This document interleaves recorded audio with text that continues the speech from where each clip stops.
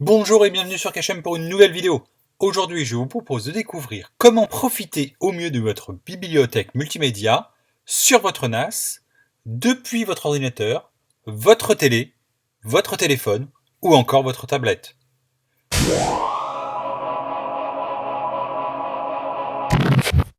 Depuis peu, Western Digital a enrichi les applications disponibles sur leur NAS grâce à WD My Cloud OS 3.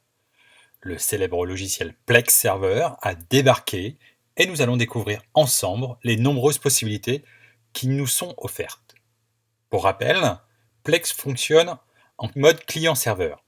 Le serveur ici, c'est votre NAS WD Cloud. Le client, cela peut être votre ordinateur, votre télévision, si elle est compatible, votre PlayStation ou Xbox, votre tablette ou encore votre smartphone. Passons maintenant à l'installation. L'installation de Plex est relativement simple. Tout d'abord, on va se connecter à l'interface d'administration.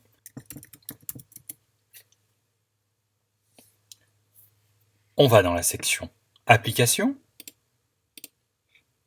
ici même. Là, il suffit de cliquer sur le bouton Ajouter et de rechercher Plex Server, qui est ici.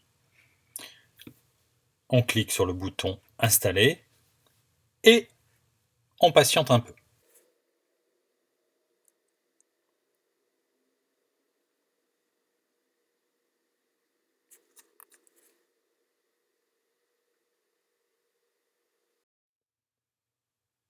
Voilà, c'est terminé. L'application Plex Server a été installée sur le NAS. Il suffit de cliquer sur le bouton Configurer. Nous arrivons sur l'interface de Plex.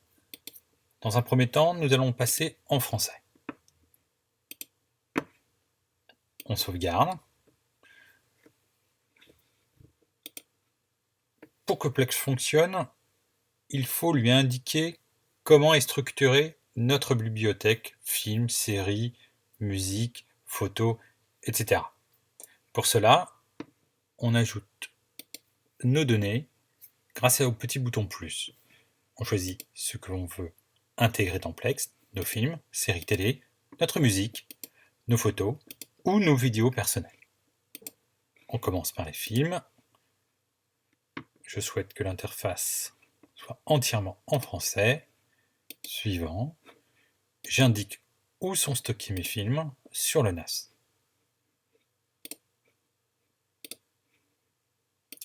Je clique sur le bouton Ajouter. Plex s'occupe de scanner l'ensemble du dossier. Je fais le même pour les séries télé.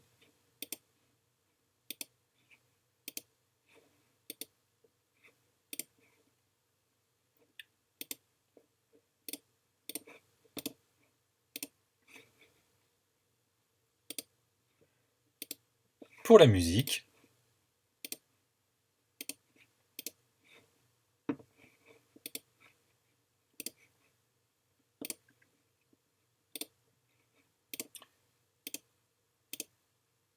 Voilà. Et pour terminer, mes photos.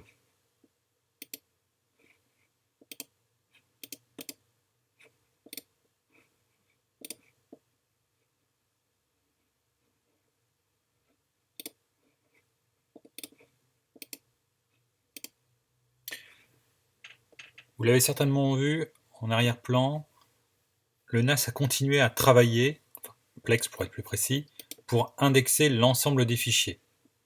C'est-à-dire que maintenant, quand je vais dans Films, je vais pouvoir retrouver les différents films contenus dans mon dossier.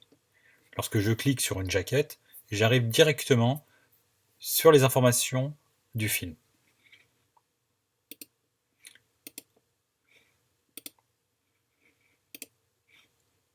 Si je veux lire un film, il me suffit de cliquer sur le bouton Play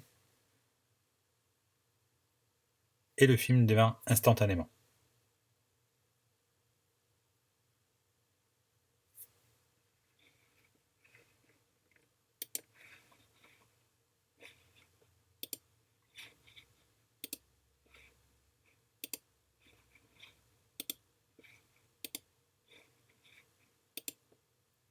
C'est la même chose pour toutes les vidéos.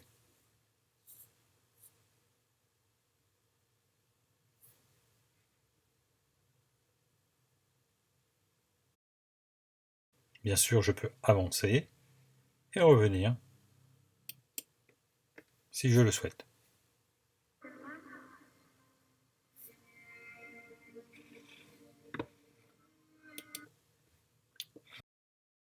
Lorsque je quitte le film, il m'est tout à fait possible de revenir exactement à l'endroit où je me suis arrêté. On a la petite barre de progression qui s'affiche ici. On reclique sur lecture et on a le choix soit de reprendre là où on s'est arrêté, soit de relire depuis le début.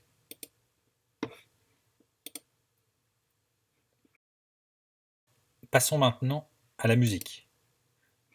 Idem, les jaquettes ont été récupérées, ainsi que les informations concernant la musique. Il est possible bien sûr d'écouter cette musique tranquillement, de la noter, de passer d'une musique à l'autre,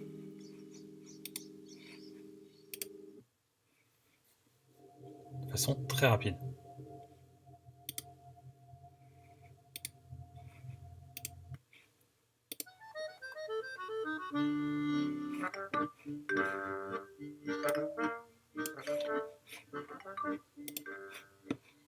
Maintenant, pour les photos, je peux les consulter une à une, les éditer, faire un diaporama, tout est possible. Je peux même contrôler le son avec la molette de ma souris.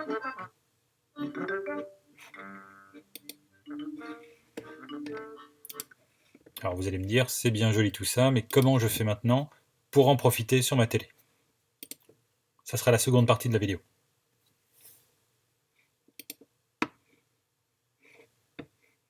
Si vous possédez une console de jeu plutôt récente, vous pourrez profiter de Plex directement dans votre canapé.